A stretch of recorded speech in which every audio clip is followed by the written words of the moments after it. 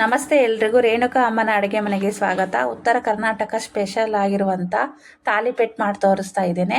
ನಾನು ಇದಕ್ಕೆ ಸಬ್ಸಿಗೆ ಸೊಪ್ಪು, ಮೆಂತ್ಯ, ಕರಿಬೇವು ಎಲ್ಲ ಚೆನ್ನಾಗಿ ಹಾಕಿ ಸ್ವಲ್ಪ ತರಕಾರಿನ ಹಾಕಿ ಚೆನ್ನಾಗಿ ಮಾಡ್ತಾ ಇದ್ದೇನೆ.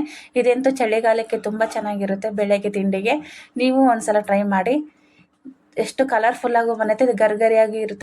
ಈಗ ಮೊದಲಿಗೆ ಸ್ವಲ್ಪ ನೀರು ಕಾಯಕ್ಕೆ ಇಟ್ಕೊಳ್ಳೋಣ. ನೀರು ಚೆನ್ನಾಗಿ ಕುದಿಬೇಕು. ನಾನು ಇದೆಲ್ಲ ರೆಡಿ ಮಾಡಿ ಇಟ್ಕೊಂಡಿದ್ದೀನಿ. ಕ್ಯಾರೆಟು, ಸೌತೆಕಾಯಿ, ಕರಿಬೇವು ಮತ್ತು ಸ್ವಲ್ಪ ಮೆಂತ್ಯ, ಸಬ್ಬಕ್ಕಿ ಸೊಪ್ಪು ಮತ್ತು 4 ಈರುಳ್ಳಿ ತೊಗೊಂಡಿದ್ದೀನಿ. ಎಲೆಕೋಸು ಉದ್ದುದ್ದಕ್ಕೆ ಹೆಚ್ಚಾಕಿದ್ದೀನಿ.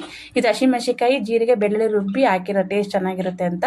1 ಬಟ್ಲು ಜೋಳದಿಟ್ಟು 2 ಬಟ್ಲು ಅಕ್ಕಿ ಹಿಟ್ಟು ಹಾಕ್ತಾಯಿದ್ದೀನಿ. ನೋಡಿ, ಇದು ಹಸಿಮೆಣಸಿಕಾಯಿ ರುಬ್ಬಿರೋ ಅಂಥದ್ದು. ಇದೆಲ್ಲ ತರಕಾರಿ ಹಾಕಿ ಚೆನ್ನಾಗಿ ಮಿಕ್ಸ್ ಮಾಡ್ಕೊಳ್ಳೋಣ. ಯಾಕಂದರೆ ಇದರಲ್ಲಿ ನೀರಿನ ಅಂಶ ಇರುತ್ತೆ. ನಮಗೆ ಅದು ಎಷ್ಟು ಗಟ್ಟಿ ಆಗುತ್ತೆ ಅಂತ ಗೊತ್ತಾಗುತ್ತೆ. ಅವಾಗ ಎಷ್ಟು ನೀರು ಹಾಕೋಬೋದು ಅಂತಲೂ ಗೊತ್ತಾಗುತ್ತೆ. ಅದಕ್ಕೆ ಫುಲ್ ಎಲ್ಲ ಚೆನ್ನಾಗಿ ಹಾಕಿ ಸ್ವಲ್ಪ ಉಪ್ಪು ಎಷ್ಟು ರುಚಿಗೆ ಎಷ್ಟು ಬೇಕೋ ಅಷ್ಟು ಉಪ್ಪು ಹಾಕ್ತಾಯಿದ್ದೀನಿ.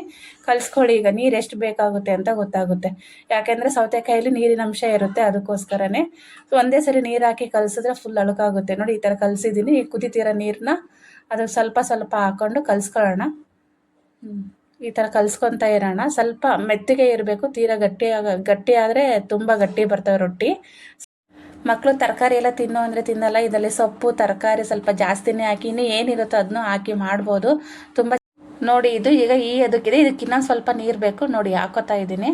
ಸ್ವಲ್ಪ ಸ್ವಲ್ಪ ಹಾಕ್ಕೊಳ್ಳಿ. ಒಂದೇ ಸರಿ ಹಾಕೊಂಡ್ಬಿಟ್ರೆ ಮತ್ತು ಅದು ಸರಿ ಇರೋದಿಲ್ಲ. ಸ್ವಲ್ಪ ಸ್ವಲ್ಪ ಹಾಕ್ಕೊಂಡು ಕಲಿಸ್ಕೊತಾ ಇರಿ. ಇದು ಸರಿ ಹೋಗುತ್ತೆ ಅನಿಸುತ್ತೆ. ಸಾಕು ಇಷ್ಟು. ಸರಿ ಹೋಗಿದೆ ಇದು. ಈ ಥರ ಮಾಡ್ಕೊಂಡು ನಿಮಗೆ ಎಷ್ಟು ದೊಡ್ಡ ರೊಟ್ಟಿ ಬೇಕೋ ಅಷ್ಟು ದೊಡ್ಡ ಆಕಾರದಲ್ಲಿ ಉಂಡೆ ತೊಗೊಂಡು ಮಾಡಿಕೊಳ್ಳಿ. ಫಸ್ಟು ಮಾಡಿಕೊಂಡು ಆಮೇಲೆ ಒಂದು ಬಟರ್ ಪೇಪರ್ ಇದ್ದರೆ ಬಟರ್ ಪೇಪರ್ ತೊಗೊಂಡು ನೀವು ಮಾಡ್ಬೋದು. ನಮ್ಮ ಮನೇಲಿ ಇಲ್ಲ ಕಾರಣ ನಾನು ಪ್ಲಾಸ್ಟಿಕ್ ಕವರ್ ತೊಗೊಂಡಿದ್ದೀನಿ. ಸ್ವಲ್ಪ ಎಣ್ಣೆ ಹಚ್ಚೋದು ಯಾಕೆಂದರೆ ಕೆಳಗಡೆ ಹಿಡಿತೈತಿ. ಅದಕ್ಕೆ ಸ್ವಲ್ಪ ಎಣ್ಣೆ ಹಚ್ಚಿದ್ರೆ ಅದು ಹಿಡಿಯಲ್ಲ ಅಂತ ನಾನು ಸ್ವಲ್ಪ ಹಚ್ಬಿಟ್ಟು ತಟ್ತಾಯಿದ್ದೀನಿ. ಕೈಯಲ್ಲೇ ತಟ್ತಾಯಿದ್ದೀನಿ. ನೋಡಿ, ಈ ವಿಡಿಯೋ ಇಷ್ಟವಾದರೆ ದಯವಿಟ್ಟು ಲೈಕ್ ಮಾಡಿ, ಶೇರ್ ಮಾಡಿ, ಸ್ನೇಹಿತರೊಂದಿಗೆ ಸಬ್ಸ್ಕ್ರೈಬ್ ಮಾಡ್ಕೊಳ್ಳಿ ಪ್ಲೀಸ್. ನೋಡಿ, ಈ ಥರ ಎಲ್ಲ ಅರಗೆಲ್ಲ ತೊಟ್ಕೊಳ್ಳಿ. ಎಲ್ಲ ಚೆನ್ನಾಗೆಲ್ಲ ತೊಟ್ಕೊಂಡು ಈ ಮಧ್ಯೆ ತೂತು ಮಾಡೋದು ಏನಕ್ಕೆ ಅಂದರೆ ಚೆನ್ನಾಗಿ ಬೇಯಲಿ ಅಂತ. ಸ್ವಲ್ಪ ಎಣ್ಣೆ ಹಚ್ಬಿಟ್ಟು ಹಿಂಗೆ ತವಕ್ಕೆ ಹಾಕಿ ಚೆನ್ನಾಗಿ ಕ್ರಿಸ್ಪಿಯಾಗಿ ಬೇಯಿಸ್ಬೇಕಿದು. 2 ಕಡೆ ತರಕಾರಿ ಸೊಪ್ಪು ಎಲ್ಲ ಇರೋದ್ರಿಂದ ನೀಟಾಗಿ ಬೇಯಲಿ. ಅದು ಕ್ರಿಸ್ಪಿಯಾಗೂ ಇರುತ್ತೆ. ನೋಡಿ, ಇದು ಕಾಯಿ ಚಟ್ನಿ, ಇದ್ರ ಜೊತೆ ಕಾಯಿ ಚಟ್ನಿ ಇದ್ದರೆ ತುಂಬ ಚೆನ್ನಾಗಿರುತ್ತೆ. ಬೆಳಗ್ಗೆ ತಿಂಡಿಗಂತೂ ಸೂಪರಾಗಿರುತ್ತೆ. ನೀವು ಒಂದ್ಸಲ ಟ್ರೈ ಮಾಡಿ.